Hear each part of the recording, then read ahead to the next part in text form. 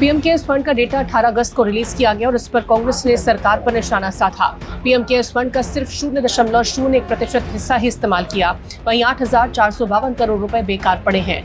राज्यसभा सदस्य पवन खेड़ा ने PM cares fund पर सवाल उठाए और कहा कि प्रधानमंत्री की आलोचना करते हुए कहा कि देश भर में प्राकृतिक आपदाओं के बीच राहत की जरूरत होने के बावजूद और फंड जारी नहीं किया गया। पीएम केयर्स फंड का डेटा जारी होने के बाद कांग्रेस नेता पवन खेड़ा ने सोशल मीडिया प्लेटफॉर्म एक्स पर लिखा, मौजूदा 8,452 करोड़ रुपए में से सिर्फ 0.01% का ही इस्तेमाल हुआ। पवन खेड़ा ने आगे लिखा, देश भर में प्राकृतिक आपदाओं ने समुदायों को तबाह कर दिया और हजारों लोगों को राहत और पुनर्वास की जरूरत है। लोग परेशान हैं और 8,452 करोड़ रुपए बेकार पड़े हैं। पीएम केयर्स शायद ही पीएम केयर्स फंड में 2024-25 में शुरुआती बैलेंस 7,173.03 करोड़ रुपए था। वहीं इस साल घरेलू और विदेशी डोनेशन ने अमाउंट को काफी बढ़ाया। इसके साथ ही ब्याज होने वाली कमाई और रिफंड के जरिए फंड में कुल 1,279.91 करोड़ रुपए आए हैं। हालांकि फंड से इस साल 87.85 लाख रुपए खर्च किए गए, जिससे क्लोजिंग बैलेंस 8,452.07 करोड़ रुपए हो गया। ताजा ऑडिट रिपोर्ट के मुताबिक वित्तीय वर्ष 24-25 में पीएम केयर्स फंड में घरेलू दान 30% घटकर लगभग 479 करोड़ रुपए रह गया, जबकि विदेशी दान 18% घटकर 92.8 लाख रुपए रहा। 31 मार्च 2025 तक पीएम केयर्स फंड में कुल बैलेंस 8,452 करोड़ पाए गए हैं। बैलेंस में 7,846 करोड़ रुपए फिक्स डिपॉजिट में थे, जबकि 605 करोड़ रुपए सेविंग्स बैंक अकाउंट में रखे गए हैं। विदेशी योगदान में भी गिरावट दर्ज की गई है। 2024-25 में रिफंड के बाद विदेशी योगदान करीब 92.8 लाख रुपए और रहा है, जबकि 2023-24 में ये लगभग 1.14 करोड़ रुपए था। यानी विदेशी चंदे में 18% से अधिक की कमी हुई।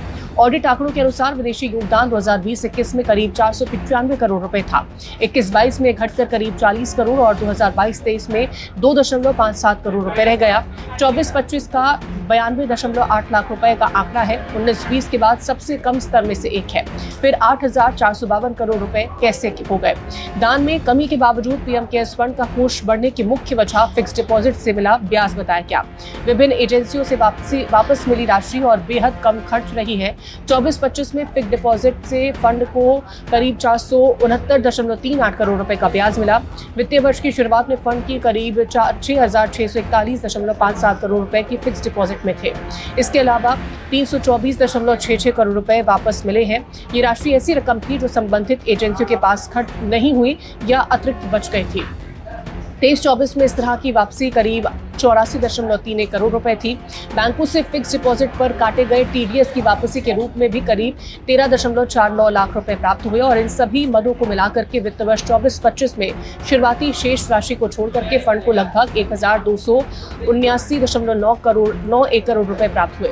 वहीं सीजीपी के संस्थापक और राष्ट्रीय संयोजक अभिजीत दिपके ने पीएम केयर्स फंड के इस्तेमाल को लेकर के पीएम नरेंद्र मोदी से अपील की है। उन्होंने कहा कि इस फंड का इस्तेमाल ग्रामीण इलाकों के स्कूलों और बुनियादी सुविधाओं और इंफ्रास्ट्रक्चर को बेहतर बनाने के लिए किया जा सकता है।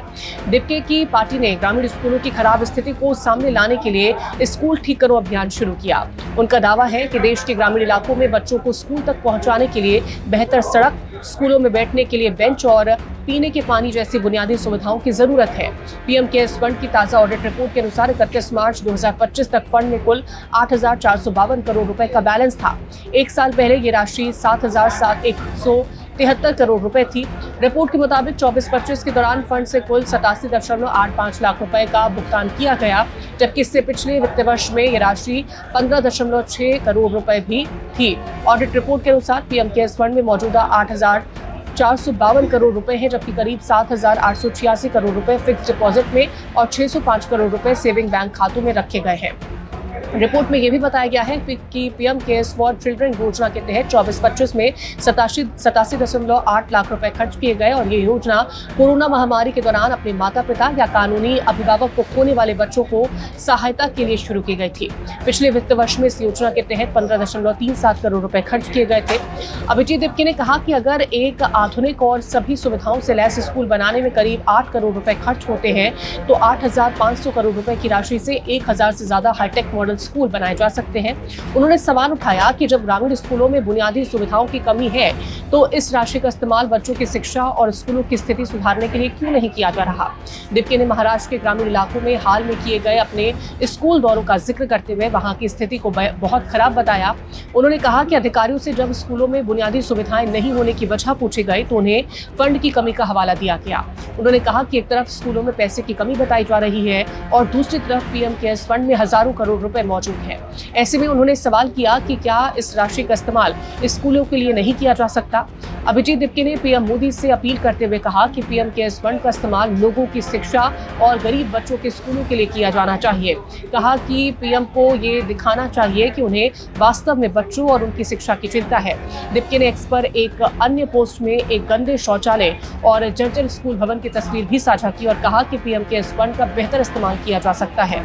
अभिजीत दिप्के ने पीएम मोदी से अपील करते हुए कहा कि पीएम केयर्स फंड का इस्तेमाल लोगों शिक्षा और गरीब बच्चों के लिए होना चाहिए और उन्होंने बच्चों की शिक्षा पर चिंता भी जाहिर करी है। दिप्के ने एक अन्य पोस्ट में गंदे शौचालय की विस्तार की तस्वीरें शेयर करी थी और पीएम केयर्स फंड का इस्तेमाल होने की बात कही है। इसको लेकर के अब लगातार सवाल भी उठने लगे हैं, लेकिन अब देखना होगा कि जिस तरह से इसको लेकर के सियासत शुरू हो गई है इस पर बीजेपी क्या कुछ जवाब देती है।